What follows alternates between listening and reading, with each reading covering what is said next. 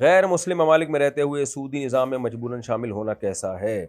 نظام میں کیوں شامل ہو گیا آپ سودی اکاؤنٹ مت کھلواؤ، اگر کوئی اسلامک بینکنگ ہے تو اس میں اکاؤنٹ کھلواؤ، اور اگر نہیں ہے اسلامک بینک وہاں پر تو پھر سودی بینک میں مجبوراً اکاؤنٹ کھلوانا جائز ہے، لیکن جو سود آئے تو اس کو نکال کے ثواب کی نیت کے بغیر صدقہ کر دیں۔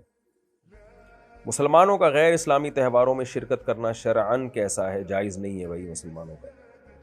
اگر وہ امام بغیر وضو کے نماز پڑھا دے اور بعد میں علم ہو تو مقتدیوں کی نماز کا کیا حکم ہے؟ نماز لوٹانا لازم ہے مقتدیوں پر اگر امام نے بغیر وضو کے نماز پڑھائی ہے۔ کیا مزار پر دعا مانگنا شرک کے زمرے میں آتا ہے؟ اگر مزار والے سے دعا مانگ رہے ہیں تو شرک ہے یہ، اور اگر مزار پہ جا کے دعا اللہ سے مانگ رہے ہیں تو جائز ہے یہ۔ اللہ سے دعا مانگنا، اس کی مغفرت ہو جائے، جو اندر جو بھی صاحب لیٹے ہوئے ہیں بزرگ ہیں یا کوئی عامی آدمی ہے تو ان کی مغفرت کی یا قبرستان والوں کی مغفرت کی دعا مانگنا یہ جائز ہے۔ استخارے کی شرعی حیثیت اور اس کا مسنون طریقہ کیا ہے؟ حدیث میں آتا ہے ما خاب من استخارا وما ندیم من استشارا، جو مشورہ کر کے کام کرتا ہے ندامت نہیں ہوتی اس کو، جو استخارہ کر کے کام کرتا ہے نامراد نہیں ہوتا۔ لیکن استخارہ جو سنت استخارہ ہے وہ کیا ہے؟ پہلی بات یہ کہ استخارہ یہ اللہ سے مشورہ نہیں ہے، محض ایک دعا ہے جو قبول ہوتی ہے۔ یہ مشورہ نہیں ہے اللہ سے کہ آپ کو خواب میں یہ نیلا پیلا آئے گا اور پھر آپ کریں گے، کچھ اشارے ملیں گے، کوئی اشارے نہیں ملتے۔ وہ اشارے اگر ہوتے بھی ہیں تو بہت دفعہ آپ کے اپنا دماغی تخیل ہوتا ہے اور آپ اس کو اللہ کا حکم سمجھ کے بیٹھ جاتے ہو۔ تو دعا ہے، اور اس کے بعد سونا وونا نہیں ہے، بس 2 رکعت پڑھیں خشوع و خضوع کے ساتھ، وہ دعا مانگیں جو حدیث میں ہے، اللہم بہشتی زبر میں لکھی ہوئی ہے، وہاں سے یاد کر لیں۔ اللہم انی استخیرک بعلمک واستقدرک بقدرتک کی آگے تک پوری دعا یاد کر لیں۔ اس میں بھی کوئی ایسے الفاظ نہیں ہے کہ اللہ مجھے مشورہ دے دے، بلکہ اس میں بھی ہے کہ جو بہتر ہو وہ میرے لیے مقدر کر دے۔ کرنا وہی ہے جو سمجھ میں آ رہا ہے، اور مشورے کے بعد جو رائے قائم ہو رہی ہے کرنا وہی ہے، اس میں اللہ کی مدد شامل حال ہو جاتی ہے، بس یہ ہے۔ باقی استخارہ کیا کہاں جاتا ہے؟ استخارہ جہاں ڈاؤٹ ہو، جہاں ڈاؤٹ نہیں ہے وہاں نہیں کیا جاتا۔ جیسے بعض جگہوں پر تو شریعت نے حکم دیا ہے کہ اس پر کو فالو کرو، جیسے آپ کے لیے کوئی آپ کی بیٹی کے لیے کسی بااخلاق شخص نے رشتے کا پیغام بھیجا، اچھا آدمی ہے وہ، تو اب ہاں کر دیں، حدیث میں آتا ہے وہ انکار مت کرو۔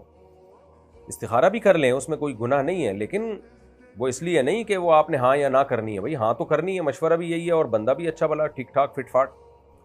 لیکن لوگ کیا کرتے ہیں، اس کو استخاروں کی بھینٹ چڑھا دیتے ہیں کہ جی استخارے میں نکلا تھا نہیں کرو، ہم نے نہیں کیا۔ تو یہ جہالت ہے جو آج کل بعض جاہل اسلامک اسکالرز نے اس میں ڈالا ہوا ہے، وہ اسکالر نہیں ہے، بس وہ ہیں جاہل لوگ۔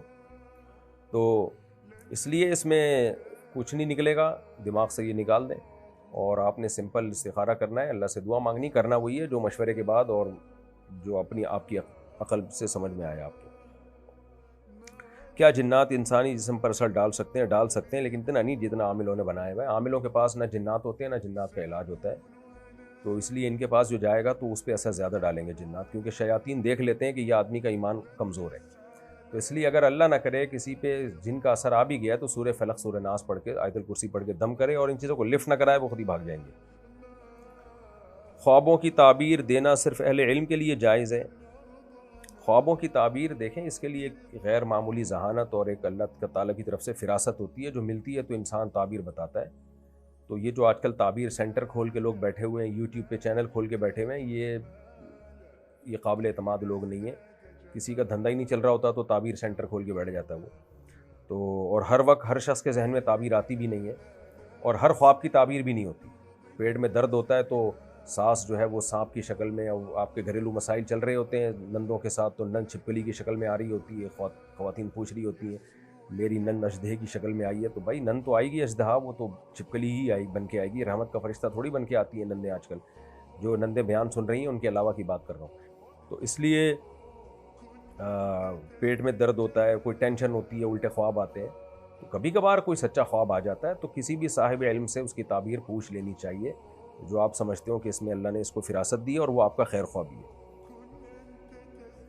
قبر پر قرآن پڑھنا بدعت ہے یا جائز؟